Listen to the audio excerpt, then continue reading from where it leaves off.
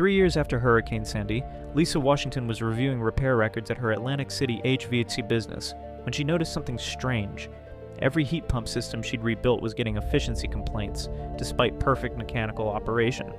These weren't amateur installations, professional work, but homeowners were reporting 30% higher heating bills. Lisa decided to investigate. What she found changed everything. The salt air exposure during Sandy had accelerated compressor oil fouling in coastal heat pump systems. A microscopic oil film was acting like insulation inside the heat exchanger tubes, strangling efficiency. She ran the numbers. Hundreds of systems in her service area, all losing 25 to 30% efficiency. Then she discovered AC flush, a synthetic catalyst that permanently displaces oil fouling. The profit math was incredible. $75 net profit per ton meant $9,600 net per gallon. Her first coastal restoration was immediate proof. Heating capacity returned instantly, verified by government testing protocols.